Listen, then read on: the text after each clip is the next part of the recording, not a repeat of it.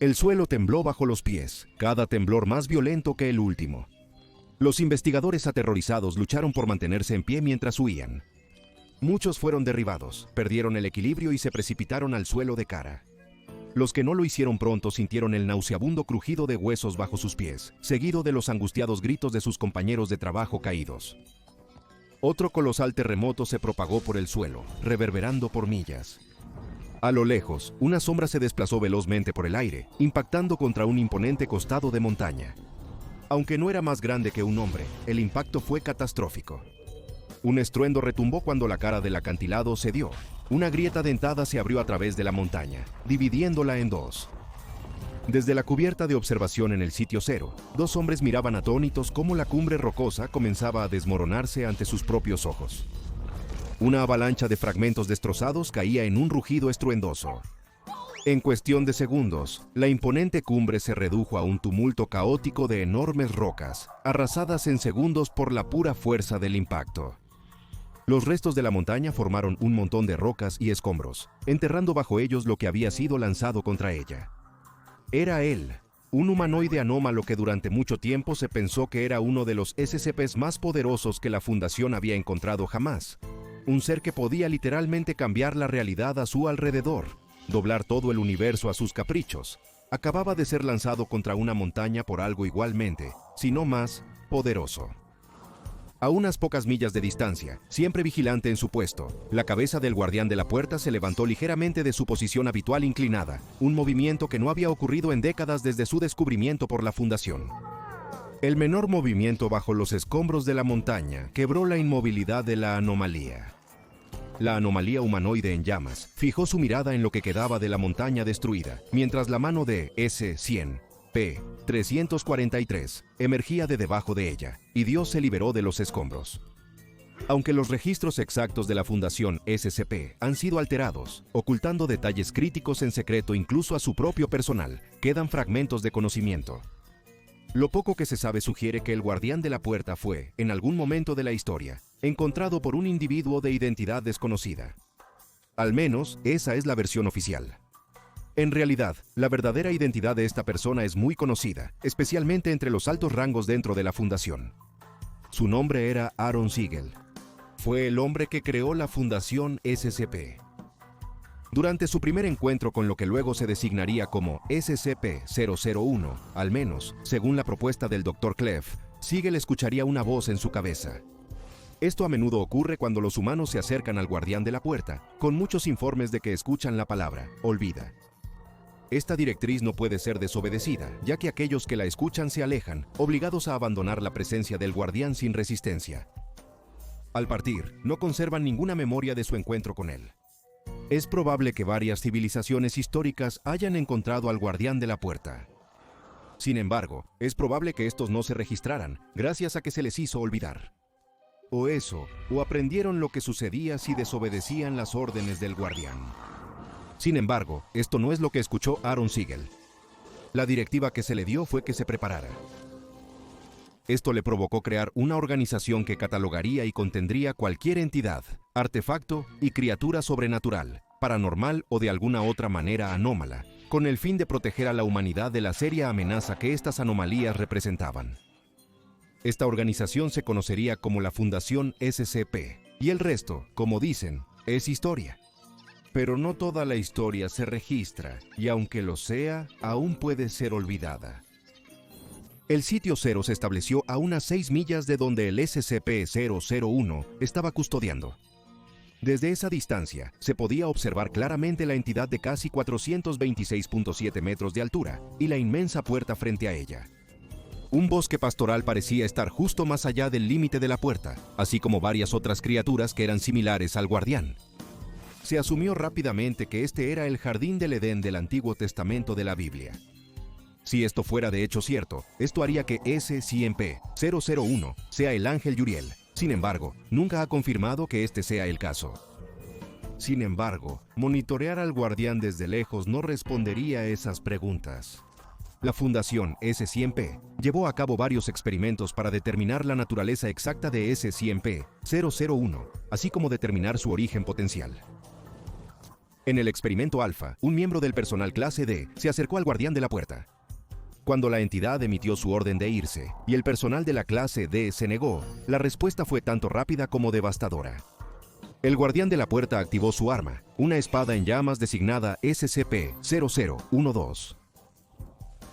En un instante, el personal de la clase D fue aniquilado a nivel atómico, sin dejar rastro de su existencia. También asesinó al equipo completo de investigación enviado a la clase D. El experimento Bravo fue el envío de un robot de investigación al guardián de la puerta, pero también fue destruido. Lo mismo ocurrió durante el subsiguiente experimento Charlie, resultando en la pérdida de 100 drones de investigación de la Fundación que fueron todos destruidos simultáneamente.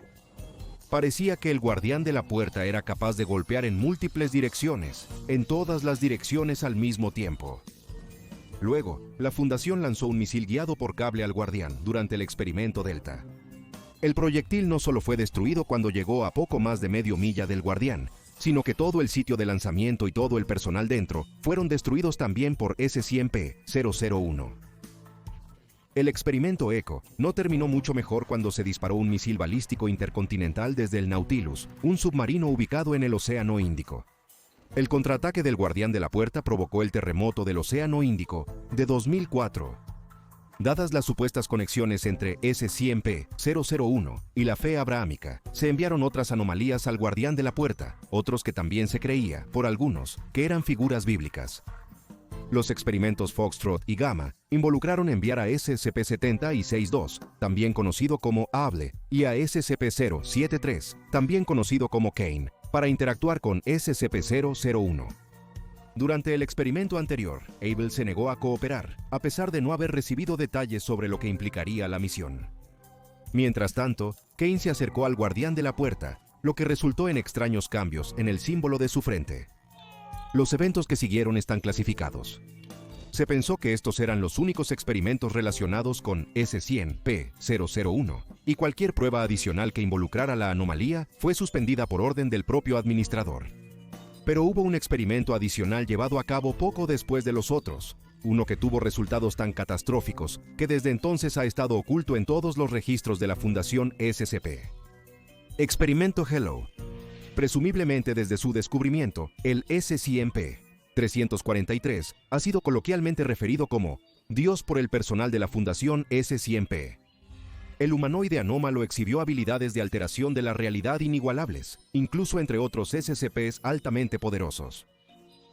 A pesar de sus aparentemente ilimitados poderes, el SCP-343 permanece contenido dentro de su cámara por una simple razón. Él lo permite. Ha demostrado repetidamente la capacidad de escapar cuando lo desee, evadiendo sin esfuerzo las medidas de seguridad de la Fundación. La cooperación continua no es una cuestión de contención, es una elección.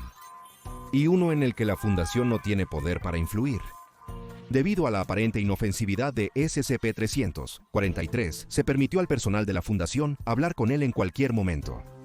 Inicialmente, se les negó el acceso al hombre anómalo a aquellos con autorización de nivel 3 o inferior. Sin embargo, las fallas en los protocolos de seguridad permitieron que algunos guardias otorgaran acceso no autorizado a miembros del personal a la cámara de SCP-343.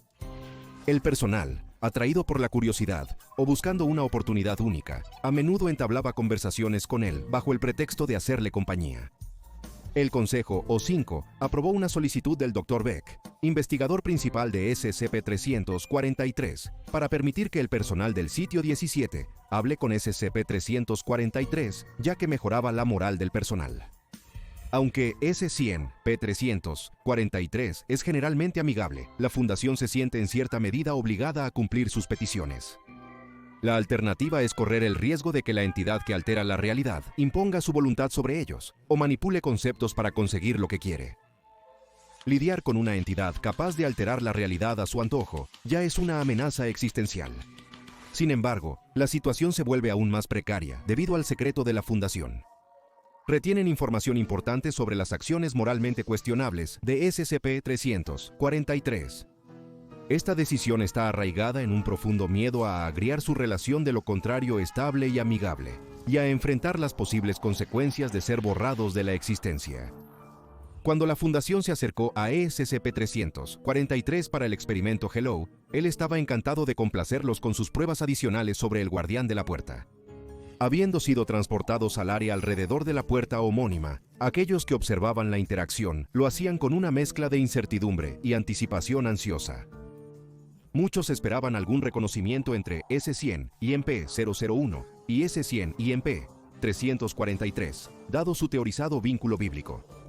Y efectivamente, el guardián de la puerta pareció reconocer a S100P-343, pero no pareció contento de verlo.